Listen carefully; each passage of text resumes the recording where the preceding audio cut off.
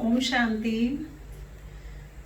एक समुंदर में पिता पुत्र नाव पर जा रहे थे और अभी अपनी मंजिल पर पहुंचे ही नहीं थे कि बहुत बहुत भयंकर तूफान आया। इतना जोरदार तूफान था कि उन्हें लग रहा था कि अब ये नाव टूट ही जाएगी और हम दोनों यहाँ से बिखर जाएंगे, अलग हो जाएंगे। तो जब ये बात समझ में आ गई थी, पिता अनुभवी थे, उनको थोड़ा जल्दी मालूम पड़ी, तो उन्होंने बेटे को कहा कि अब मालूम नहीं हम कहाँ जाएंगे, सामने दो टापू नजर आ रहे हैं, यहीं कहीं हम बिखर जाएंगे। तो हम कहीं भी जाएं, लेकिन अब सिर्फ एक ही काम हमारे पास रह गया है और वो काम है बहुत सच्चे दिल से परमात्मा पिता से, ईश्वर से प्रार्थना करना, क्योंकि इस वक्त और कोई नहीं है जो हमारी समस्या को समझ सके और सुलझा सके। वही हमें रास्ता दिखाएगा। तो सच्चे दिल से हम उसकी प्रार्थना करेंगे, क्योंकि अब हम कुछ और कर ही नहीं सकते। मैंने कहा ठीक है। और बहुत भयंकर थपेड़े आए, दोनों अलग अलग हो गए। पता नहीं बेटा कहाँ गया और पिता कहाँ गया।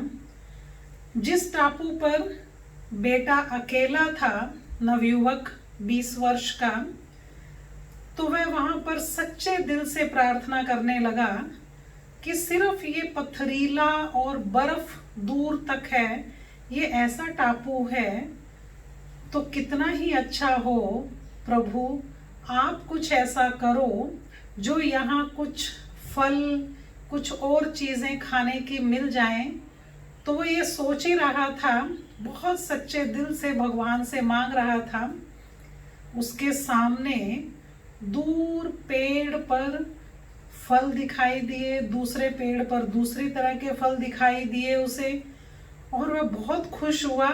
फल तोड़े, पेट भरकर खाए, फिर प्रार्थना करने बैठ गया। प्रार्थना करने लगा कि यहाँ कितना अकेला हूँ मैं, कितना ही अच्छा हो कि यहाँ रहने के लिए कोई जीवन साथी मिल जाए। उस जीवन संगिनी के बारे में सोचा तो उधर दूर बर्फ पर पांव के निशान बनाती एक नवयुवती वहां से चली आ रही थी।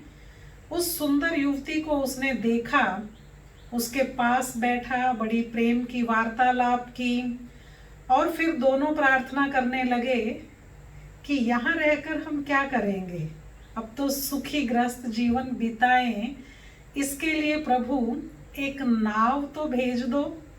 अगर नाव आ जाएगी तो हम यहाँ से चले जाएंगे, क्योंकि तूफान रुक चुका है, अब यहाँ ऐसा कुछ भी दिखाई नहीं दे रहा।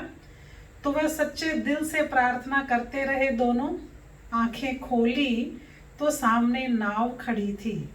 वह दोनों उस पर बैठकर जाने लगे। पीछे से आवाज आई, बस क्या तुम चल दिए? उसने कहा हाँ, जा रहा हूं मैं, मेरी प्रार्थना कबूल हो गई है। तो फिर आवाज आई, तुम्हें अपने पिताजी की याद नहीं आई? वह पिताजी भी तो हैं, उनको साथ नहीं लेकर जाओगे? बेटे ने कहा पता नहीं वो कहाँ है। अगर उन्होंने सच्चे दिल से प्रार्थना की होती तो नाव उनके पास भी पहुंच जाती, भगवान उनकी भी प्रार्थना कबूल कर लेता। तो इसीलिए उन्होंने सच्चे दिल से प्रार्थना नहीं की होगी, तो रहने दो उनको। ये बात जब बेटे की सुनी तो फिर वह डिवाइन सी आवाज आई, क्या तुम्हें मालूम है उन्होंने क्या प्रार्थनाएं की थी? उन्होंने तुम्हारी तरह भगवान से कुछ अलग अलग कुछ चीजें मांगी नहीं थी। उन्होंने एक ही प्रार्थना की थी कि हे ईश्वर, वो तुम्हारा भी लाडला बेटा है और वो जो मांगे, जो प्रार्थना करे, तुम उसकी प्रार्थना स्वीकार करना, कबूल करना, वही सब कुछ उसको देना। तुम्हारे पिता ने सिर्फ ये एक ही प्रार्थना की और कोई प्रार्थना नहीं की। सुनकर बच्चे का, बेटे का गला भर आया। उसे समझ में आ गया कि जैसे ईश्वर का दिल है सिर्फ देने वाला, वैसे ही पिता का दिल भी उसने वैसा ही बनाया है जो सिर्फ अपने बच्चों को देने का भाव रखता है। परोपकार की परिभाषा यही है, अपने से पहले दूसरों के लिए सोच के देखो कितना सुकून मिलता है। आपकी हर इच्छा मनोकामना तो ईश्वर स्वयं पूरी कर देगा। ये समय चल रहा है लॉकडाउन का, जो आप सभी के लिए प्रार्थना करें, सभी के लिए मंगल कामना करें, सब स्वस्थ रहें, सब खुश रहें। ओम शांति।